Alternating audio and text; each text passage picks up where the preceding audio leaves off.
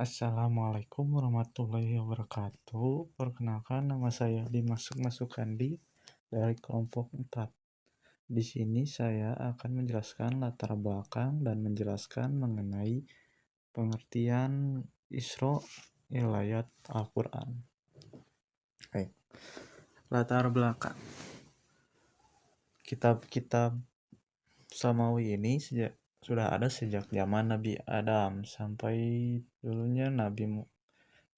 diutusnya Nabi Muhammad SAW yang mempunyai landasan utama, yaitu mengajak manusia untuk beriman kepada Allah dan memberikan bimbingan serta pengajaran untuk mencapai jalan yang lurus.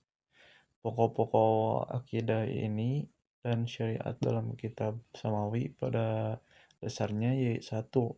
Hal ini sesuai dengan firman Allah Subhanahu wa taala dalam surat Asy-Syura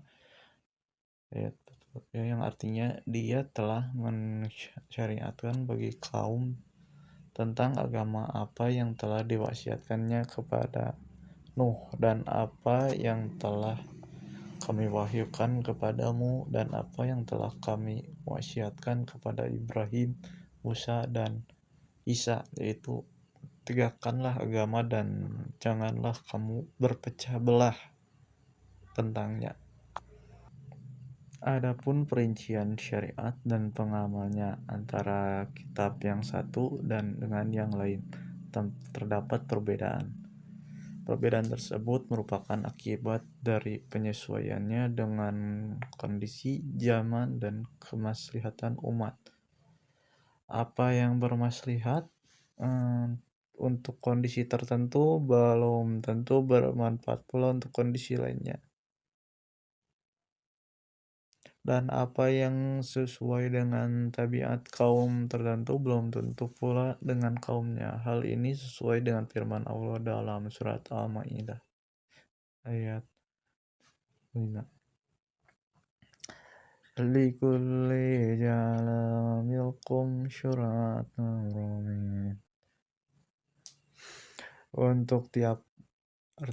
Yang berarti untuk tiap-tiap umat di antara kamu, kami berikan aturan dan jalan yang terang. Baik, selanjutnya itu mengenai pengertian Isya'liyat. Pengertian Isya'liyat yang diungkapkan oleh para ulama Al-Quran sangat bervariasi dan berikut akan penulis paparkan beberapa di antara sekian pengertian tersebut. Menurut etimologinya, Isya'liyat berasal dari kata Israel yang merupakan kata nisbah kepada Bani Israel. Israel berasal dari bahasa Ibrani yang berarti hamba Allah. Dipakai sebagai nama lain Nabi Yakub. Bani Israel adalah keturunan Nabi Yakub bin Ishaq bin Ibrahim alaihissalam, yang diantaranya Nabi Musa alaihissalam dan Nabi Isa alaihissalam. Israiliyat menurut daya Yahudi yang bersumber kepada Taurat, Zabur, dan Asfar, Musyawiyah, dan Talmud. Di dalam Al-Quran banyak disebutkan tentang Bani Israel yang dinisbahkan kepada Yahudi. Misalnya firman Allah dalam surat Al-Maidah dan Al-Isra dan Al-An'am. Secara istilah, para ulama berbeda pendapat dalam mendefinisikan Israiliyat. Menurut Az-Zahabi, Israiliyat mengandung dua pengertian, yaitu yang pertama, kisah dan dongeng yang disusupkan dalam tafsir dan hadis yang asal periwayatannya kembali kepada sumbernya, yaitu Yahudi, Nasrani, dan yang lainnya. Kedua, cerita-cerita yang sengaja diselundupkan oleh musuh-musuh Islam ke dalam tafsir dan hadis yang sama sekali tidak dijumpai dasarnya dalam sumber-sumber lama. Definisi lain dari Asy-Syarbasi adalah kisah-kisah dan berita-berita yang berhasil diselundupkan oleh orang-orang Yahudi ke dalam Islam. Kisah-kisah dan kebohongan mereka kemudian diserap oleh umat Islam. Selain dari Yahudi, mereka pun menyerapnya dari yang lain-lain. Sedangkan Sayyid Ahmad Khalil mendefinisikan Israiliyat dengan riwayat-riwayat yang berasal dari ahli kitab, baik yang berhubungan dengan agama mereka maupun yang tidak ada hubungannya sama sekali dengannya. Penisbahan riwayat Israiliyat kepada orang-orang Yahudi karena para perawinya berasal dari kalangan mereka yang sudah masuk Islam. Untuk lebih menjelaskan pengertian ini, Az-Zahabi menjelaskan apa yang dimaksud dengan kebudayaan Yahudi dan kebudayaan Nasrani itu kebudayaan Yahudi dalam pandangannya berpangkal pada kitab Taurat yang diberitakan Al-Quran sebagai kitab suci yang diantaranya berisi bermacam-macam hukum syariat yang diturunkan Tuhan kepada Nabi Musa alaihissalam. Kemudian kitab Taurat digunakan sebagai predikat terhadap semua kitab suci agama Yahudi, termasuk di dalamnya kitab Jabur dan lain-lain yang kemudian dikenal dengan sebutan kitab Perjanjian Lama. Di samping kitab Taurat yang diterima bangsa Yahudi secara tertulis, mereka juga mempunyai berbagai ajaran dan keterangan yang diterima mereka dan Nabi secara lisan dan dari mulut ke mulut. Kemudian setelah beberapa abad lamanya, ajaran tersebut dibukakan dengan nama Talmud. Dari uraian tersebut tampaknya ulama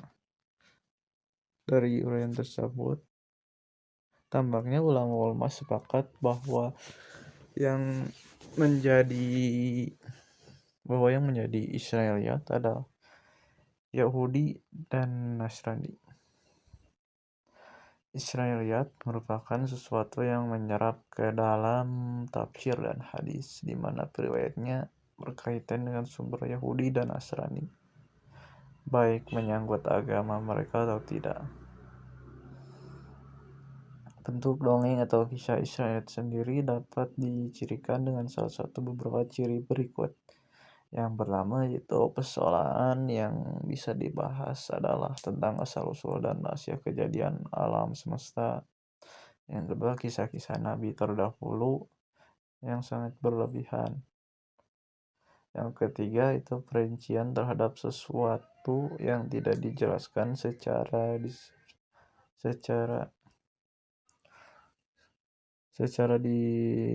detail oleh Al-Quran. Yang keempat itu pelanggaran terhadap kesucian nabi-nabi dan lain-lain.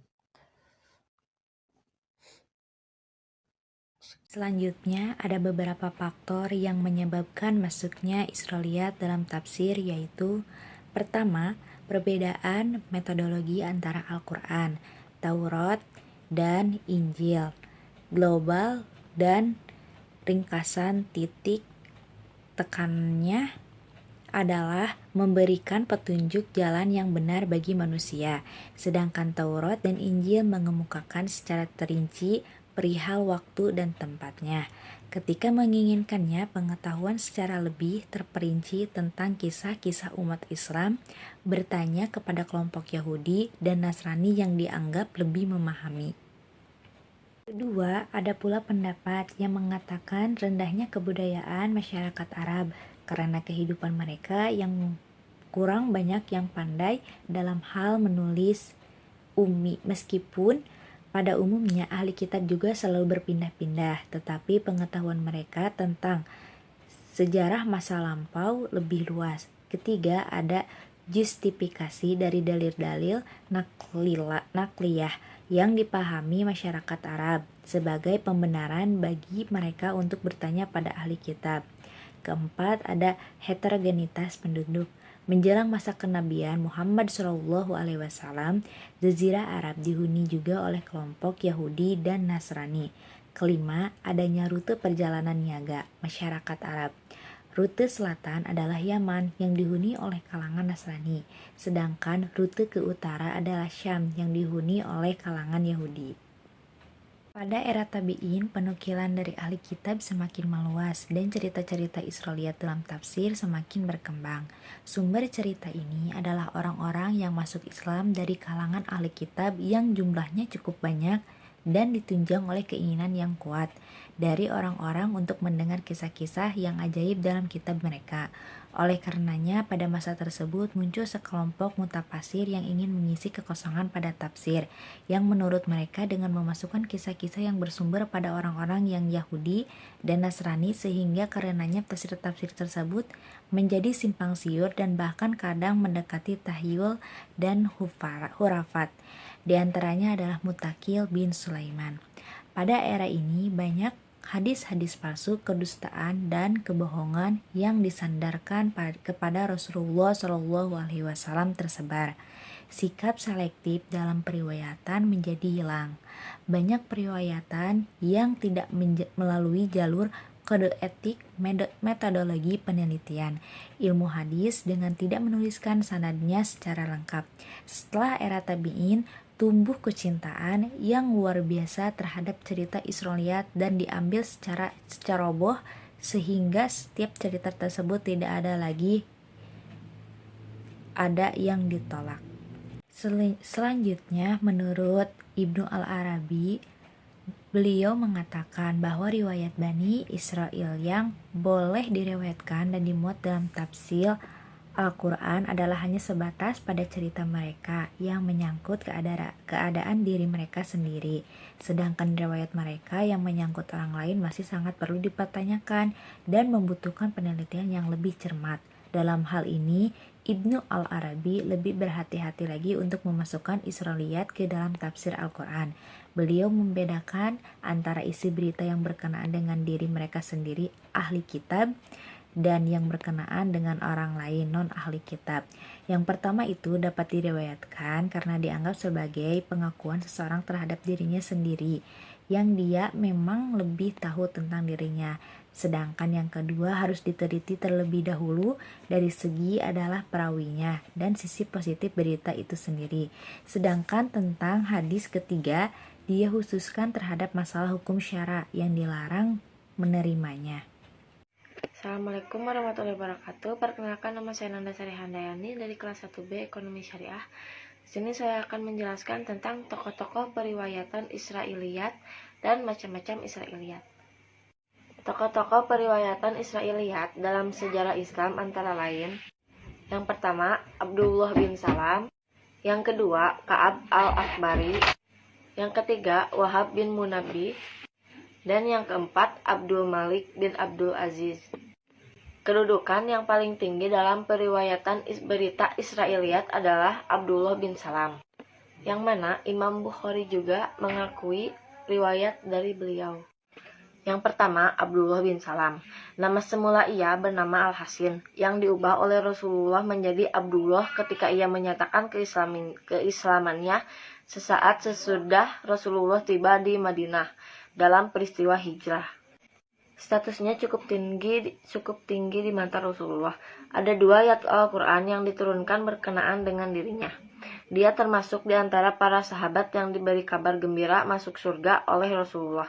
Dalam perjuangan menegakkan Islam, dia termasuk mujahid di perang Badar dan ikut menyaksikan penyerahan Bait Al-Maqdis ke tangan kaum muslimin bersama Umar bin Khattab. Pada waktu Khalifah Utsman bin Affan dikepung oleh kaum pemberontak, dia keluar menemui mereka atas izin Khalifah untuk membubarkannya. Yang kedua ada Kabi al-Akbar. Kabi al-Akbar memeluk Islam pada masa pemerintahan Khalifah Umar bin Khattab. Ia berdomisili di Madinah.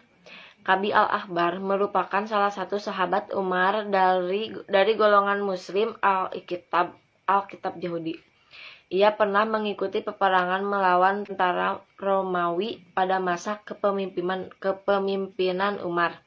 Ia adalah seorang yang cerdas, memiliki pengetahuan yang luas terkait kebudayaan Islam maupun kebudayaan Yahudi.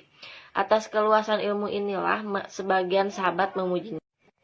Yang ketiga ada Wahab bin Munabbih. Di samping Kabi al-Akhbar, Wahab juga merupakan tokoh Alkitab dari golongan Yahudi yang banyak meriwayatkan cerita-cerita Israiliyat. Banyak komentar para tokoh ahli hadis yang diutarakan kepadanya. Seperti Al-Zahabi, beliau mengatakan bahwa Wahab adalah orang yang jujur. Ia banyak meriwayatkan dari kitab-kitab Israiliyat. Dan yang terakhir adalah Abdul Malik bin Abdul Aziz. Ia berasal dari Romawi yang beragama Kristen.